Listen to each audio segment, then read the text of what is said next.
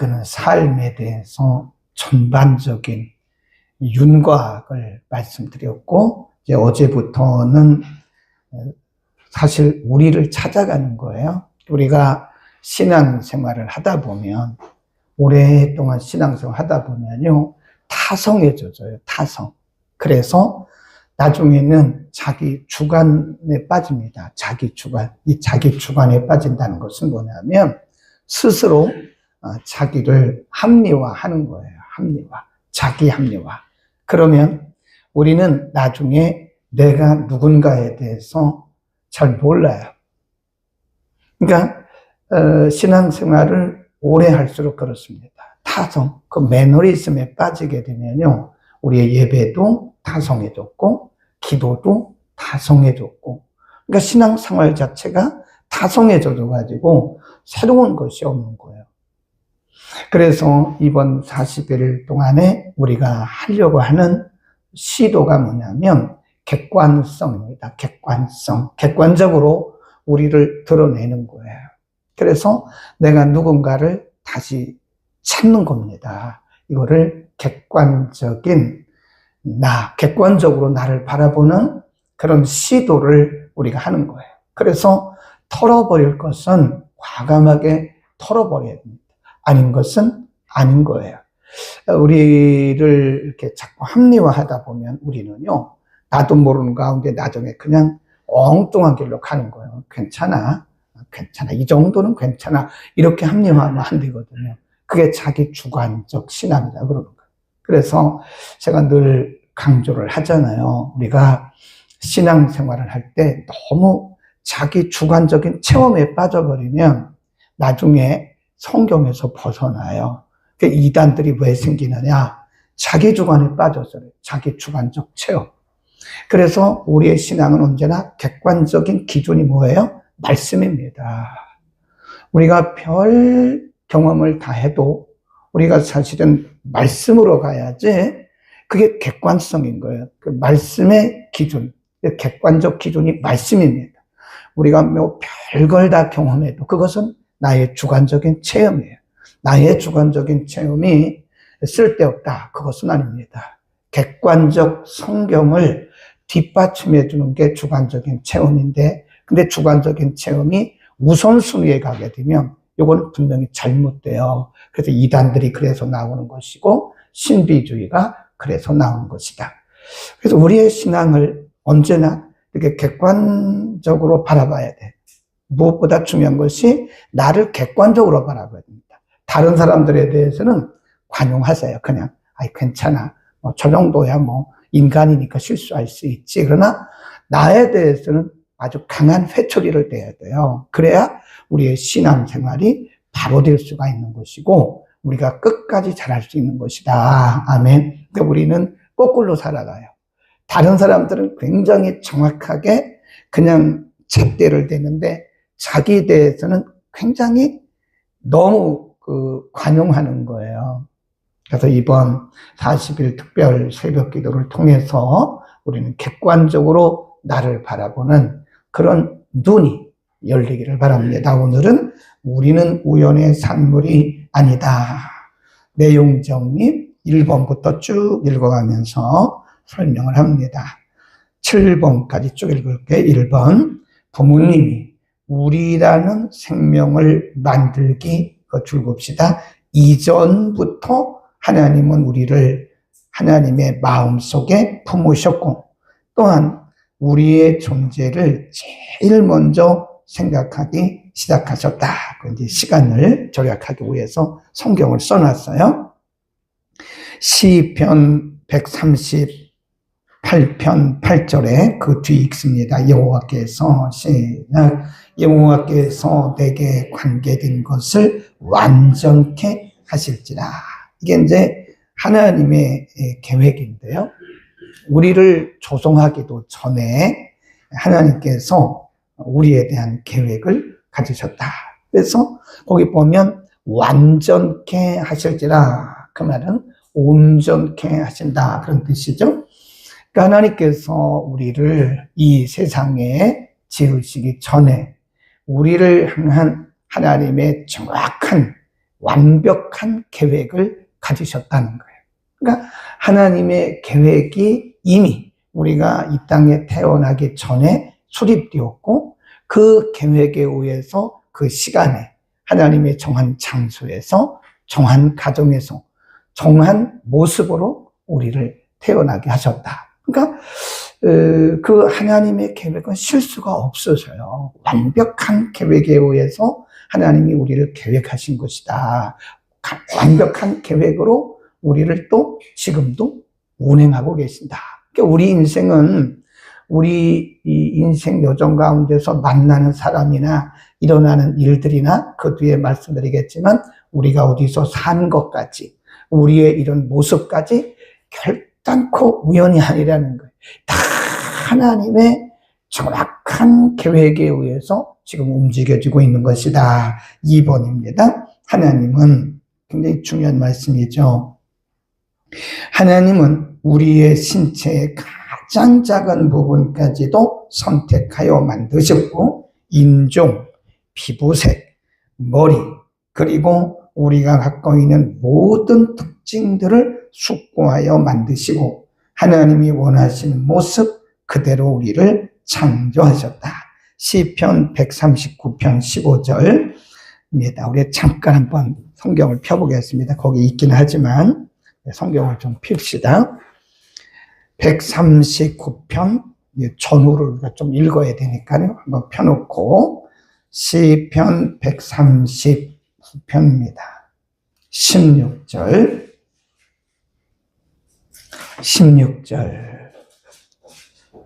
902년 전후에 우리 함께 읽습니다. 시작. 내 형질이 이루기 전에 주의 눈이 보셨으며 나를 위하여 정한 날이 하나도 되기 전에 주의 책에 다 기록되었나이다. 그렇죠. 나에 대한 일이, 내가 이 땅에 태어나서 살아가기 이전에 나에 대한 모든 일이 하나님의 책에, 하나님의 계획된 책에 다 기록이 됐다. 네. 그러니까 우리는 결코 우연의 산물이 아니다. 그런 얘기예요. 네.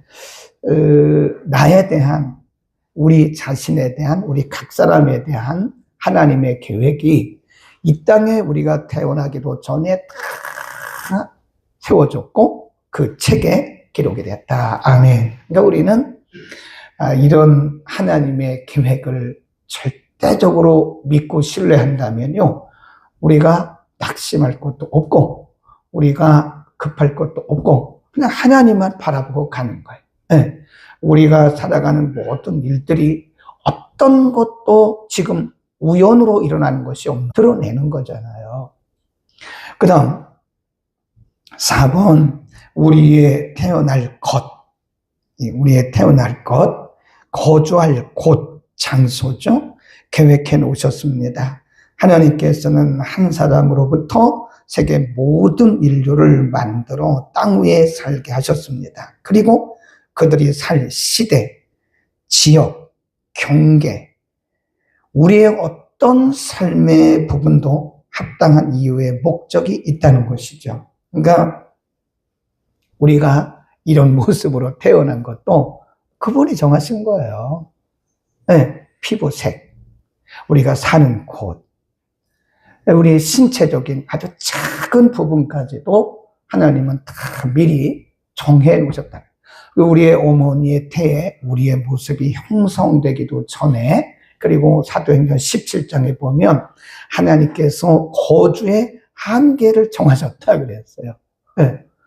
참 신비로운 거 아닙니까? 아주 신묘막측한 거예요. 그리고 그 계획에 의해서 지금 우리 인생이 이렇게 흘러가고 있는 거예요. 아멘.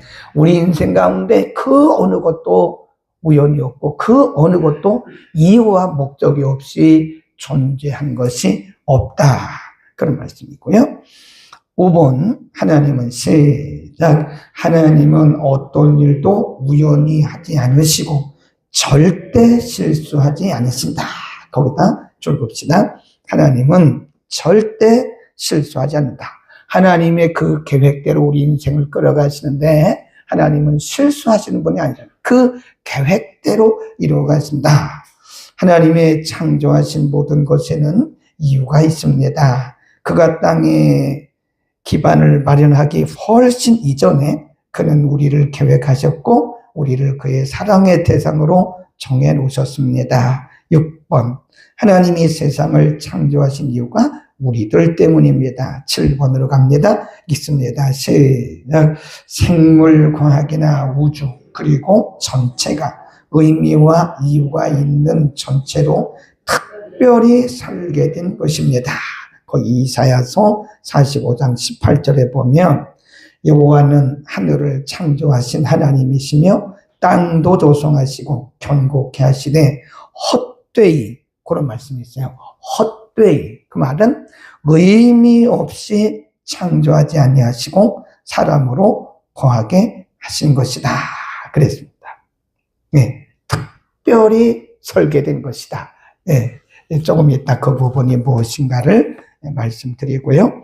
그 다음 맨 아래 부분, 하나님은 왜 이 모든 일을 하셨을까요? 하나님은 사랑이십니다. 이사야 46장 3절 이하에 보면 배에서 나무로부터 내게 안겼고 태에서 나무로부터 내게 안기운 너희여, 너희가 노년에 이르기까지 내가 그리하겠고 백발이 되기까지 내가 너희를 품을 것이다. 거기 줄봅시다. 내가 지었은즉 안을 것이요 품을 것이요 구하여 내리라. 그래서 하나님의 계획대로 우리를 창조하셨기 때문에 우리의 출생부터 시작해서 살아가는 과정, 그리고 우리의 인생이 마칠 때까지 하나님이 다 책임을 지신다. 그런 말씀이죠. 그래서 생각할 점, 우리는 우연의 산물이 아닙니다. 가난한 이, 평생을 누워서 지내야 하는 이, 또 잠시 이 세상에 왔다가 금방 이 세상을 떠나야 하는 이, 남녀노소 빈부귀천을 떠나서 이 땅에 인간의 이름으로 태어나는 모든 것들은 결코 우연의 산물이 아닙니다. 그래서 이제 여기서부터 조금 우리가 결론적으로 말씀을 드리면, 책에는 없어요. 저를 보시면서, 자, 그러면 하나님께서 우리를 이렇게 태어나기 전부터 계획하셨고, 또 지금 그 계획에 의해서 우리 인생을 이렇게 경영하시고, 우리가 죽는 그 순간까지 우리를 책임지신다. 그 시편의 기자는 말씀하기를, 우리의 형질이 이루기 전에 하나님이 우리를 아셨고, 우리의 장부, 이 내장이잖아요. 우리의 장기까지도 하나님이 다 아신다. 성경에 이런 말씀도 있어요. 우리의 머리털을 세신 바 되었다고. 머리털이 몇 개나 되는데요. 일반적으로 약 5만 개가 됩니다. 5만 개. 네. 이 머리털 하나, 이거 하나님이 다 세시고 계십니다. 우리는 몰라요. 우리는 우리의 머리카락이 몇 개인지 모릅니다. 근데 하나님은 이 머리털 하나까지 다 세실 만큼 섬세하시고 세밀하게 우리 인생을 이끌어가는데, 그 첫째로 이런 내용들을 우리가 본다면 그 빈칸에다가 써놓으세요. 1 이렇게 써놓으시고, 1이라고 써놓으시고, 우리는 하나님의 걸작품이다. 걸작품이죠. 네. 우리의 모양이 어떻게 생겼든 간에 우리는 하나님의 걸작품이에요. 아멘. 그러니까 우리 자신들에 대해서 우리는 절망하거나 우리 자신의 모습이나 삶의 여러 가지 환경들에 대해서 우리가 부끄러워할 게 없어요. 하나님의 걸작품이에요. 세상에 단 하나밖에 없는, 아멘. 세상에 단 하나밖에 없는, 우리의 모양이 어찌하든, 우리의 성품이 어찌하든, 우리가 살아가는 모습이 어찌하든 우리는 이 세상에 단 하나밖에 없는 하나님의 걸작품입니다. 우리는 이제 보통 이런 양복도요, 이렇게 한 것은 이게 무슨 품이라고 그래요? 기성품 그럽니다. 이것은 양복 만드는 회사에서 그냥 예를 들어서 한국 남자의 기준이 있어요. 기준. 그러면 그 기준에, 허리 기준으로 해가지고, 허리 기준에 맞춰가지고 잘라요. 재단을 하는데, 한 번에 100명분 정도를 이렇게 천을 재단을 탁 해가지고, 그냥 대량으로 생산을 합니다. 그러니까 이런 거는 그렇게 비싸지는 않아요. 기성품이기 때문에 그래요. 그런데 수제품이 있어요. 수제품. 그건 딱 하나입니다. 그 왜냐면 양복점에 가면 디자이너라고 그러나요? 그분이 다 잽니다. 요 사이즈도 되고 요거 재고 요거 재고. 그리고 이제 대충 이렇게 만든 다음에 며칠 날 오세요. 그래요. 가보면 대충 만들어 놨어요. 근데 그 대충 만드는 게 아니에요. 가서 또 다시 재요. 그런 이제 가봉한다고 해요. 가봉. 그리고 나서 며칠 후에 가보면 제 몸에 정확하게 맞는 세상에 단 하나뿐인 수제품이 나와요. 핸드메이드라고 그러잖아요. 굉장히 비쌉니다. 비싸요. 네. 뭐 저는 그런 양복을 입어본 적은 없는데 뭐 조금 싸게 한번 맞춰보긴 했어요. 이 바지 하나 이렇게 사는 거 기성품이요. 남자들 신사용 바지 뭐 비싼 거는 한 20만 원, 바지 하나에 20만 원 가지만 보통 3만 5천 원, 4만 원, 그냥 뭐 10만 원 이내로 삽니다. 근데 맞추려면요, 바지 하나가 20만 원, 30만 원이에요. 바지 하나가. 왜 그럴까요? 하나밖에 없어요. 비쌉니다. 우리는 그보다요, 수백 배, 수천 배 비싼 하나님의 걸작품입니다. 네. 우리 자신에 대해서요, 우리 자신을 굉장히 소중히 여겨야 됩니다. 우리의 모양이 어떻게 생겼든 그것은 하나님의 목적에 의해서 하나님께서 디자인하신 거예요. 네. 그래서 우리 자신은 하나님의 걸작품이다 생각하고 그렇게 믿고 우리 자신에 대해서 소중히 여겨야 돼요. 작은 키도 하나님이 디자인하신 거예요. 우리는 걸작품입니다. 네. 여러분, 우리 자신에 대해서 좀 소중히 여기시고, 그 다음에 다른 사람들도 존중해줘야 돼요. 다른 사람과 비교하지 말고 열등감에 빠지거나 우월감을 가져서도 안 되고, 그 다음에 다른 사람들에 대해서도 우리가 귀하게, 그분도 하나님의 걸작품이에요. 그러니까 우리가 예를 들어서 다른 사람들의 생김새라든지 다른 사람들의 성격이라든지 다른 사람들이 살아가는 그런 모습을 보고 비난한다면 로마서에서 뭐라고 했냐면 남의 하인을 비난하는 너는 누구냐? 그런 말씀이 있어요. 다른 사람을 비난하는 것은 그를 그렇게 만드신 하나님에 대해서 우리가 비난하는 거예요. 우리는 나를 소중히 여기고 또 다른 사람을 소중히 여깁시다. 그도 하나님의 걸작품, 나도 하나님의 걸작품입니다. 그래서 어디 가든지 우리는 우리 자신에 대해서 너무 열등감에 빠지면 안 돼요. 이렇게 보면 많은 분들이 자기의 외모에 대해서, 성품에 대해서, 자신이 살아가는 모습에 대해서 열등감에 빠져 있어요. 절대 열등감에 빠지지 마세요.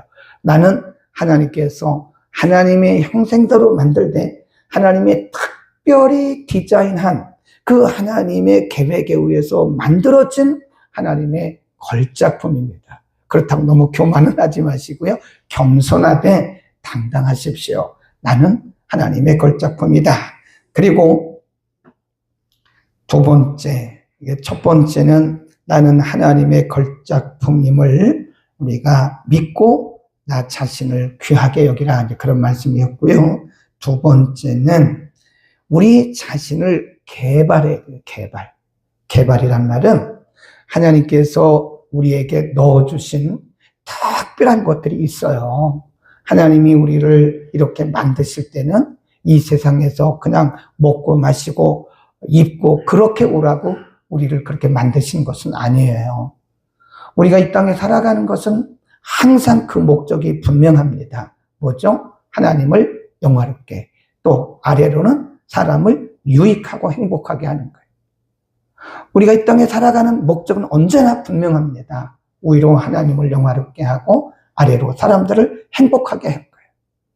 만일 우리가 하나님을 잘 섬기지 못한다면 우리를 걸작품으로 만드신 하나님의 그 계획을 위반하고 살아가요.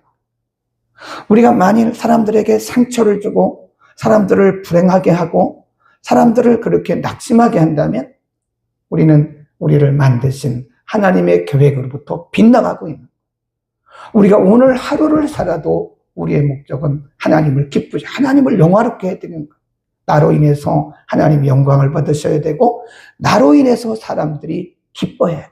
나 때문에 사람들이 행복해야 돼요. 아멘.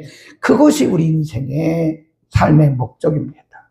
우리가 잘 먹고 잘 살고 하는 것은 우리의 궁극적인 목적이 아닙니다. 그것은 첫날에 말씀드린 생존의 단계, 서바이벌 레벨이에요. 그냥 내가 생존하기 위해 사는 게 아니죠. 우리는 이웃을 행복하게, 오늘 하루도 내가 어떻게 하면 이웃을 행복하게 할 것인가. 우리에게 가진 것이 없으면 말로라도 사람들을 행복하게 할 수가 있어요. 여러분, 우리가 요즘에 사용할 수 있는 것들이 많잖아요. 그래서 내게 있는 것을 개발해야 되는 거예요. 하나님이 우리를 태어나게 하실 때 우리 속에 넣어주신 것들이 다 있습니다. 네, 우리가 속에 넣어주신 게 있어요. 그래서 우리는 그거를 탤런트라고 그래요. 안 믿는 사람들은 그거를 탤런트란 말은 재능이란 뜻이에요. 재능. 우리는 그걸 뭐라 그러죠? 달란트. 은사라고 그래요. 은사. 우리에게 하나님께서 은사를 이 땅에 하나님의 걸작품으로 만드실 때 나름대로의 은사들을 다 부셨어요. 안 믿는 사람들 그걸 뭐라 그러죠? 천부적 재능. 탤런트라고 그래요. 그럼 안 믿는 사람들은 그걸 천부적 재능이라고 말하지만 믿는 우리들은 천부적 재능이라고 말하지 않아요. 은사라고 말해요. 은사. 은사란 말이 원래 뭔 뜻이죠? 선물입니다. 선물. 영어 성경에 보면 gift. 기프트가 선물이잖아요. 왜 그걸 넣어주셨죠? 하나님을 영화롭게, 사람을 행복하게 하라. 근데 우리는 그것들이 오용되어지는 거예요. 오용됩니다. 하나님을 영화롭게 하지도 않고, 로마서 1장에 보면 오히려 하나님을 영화롭게도 하지 않고 하나님을 대적하는 일로 사용하고, 사람들을 기쁘게 하지도 않고 사람들을 상처 주고 사람들을 낙심하는 일에 우리가 사용하고 있는 거예요. 그래서 우리에게 있는 걸 뭘 해야 돼요? 개발해야 됩니다. 발견하세요. 하나님이 내게 주신 탁월한 은사가 뭘까? 하나님이 내게 주신 탁월한 그 달란트가 뭘까? 그래서 이제 안 믿는 사람들은 그걸 뭐라 그러냐면 재능 기부라 그래요. 근데 우리는 재능 기부란 말을 쓰면 안 돼요. 그 당연히 하는 것이 그게 무슨 기부입니까? 우리에게 있는 것들을 발견하고 하나님을 영화롭게 사람들을 유익하게 하는데 우리가 헌신해요. 헌신. 얼른 하나 찾아봅시다. 로마서 12장 1절로 갑니다. 우리가 첫날에 찾았었는데 한 번 더 찾아봅니다.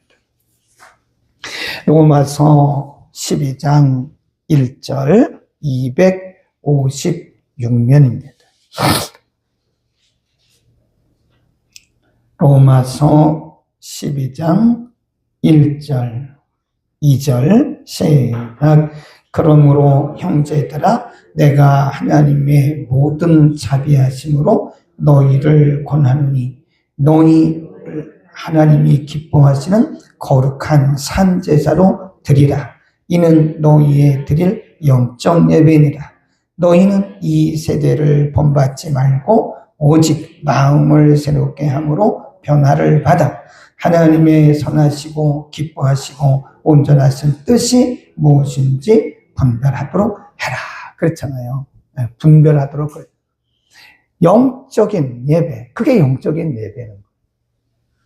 우리의 몸을 하나님이 기뻐하시는 산 제물로 드려야 됩니다. 그러기 위해서 뭐 해야 돼요?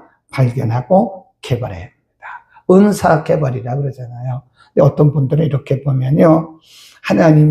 하나님께서 주신 하나님의 은사들을 아주 잘 개발하고 잘 활용하는 분들이 계세요. 어떤 분들은 100%, 120%, 200% 쓰더라고요. 우리가 눈을 들어 이렇게 보면요. 하나님께서 우리에게 복음 전하라고 하나님을 영화롭게 하고 사람들을 유익하게 하라고 하나님이 예배해 놓으신 것들이 너무 우리 안에 있는 것들이 그것을 발견하고 그걸 갖다 쓰는 거예요. 이렇게 보면 하나님이 준비해 놓으신 것들이 얼마나 많은지 모릅니다. 그때 우리에게 넣어두신 그런 은사들이 있는데 우리는 다 사장되어 있는 거예요. 그거를 발견하고 개발해야 돼. 자꾸 개발해가지고 그거를 복음의 진보와 하나님의 영광, 하나님을 영화롭게 하고 사람들을 행복하게 하는 일에 영혼을 살리는 일에 그걸 사용하라는, 활용하라는 거예요. 활용. 네. 여러분에게도 제가 보니까 너무 많습니다. 은사들이.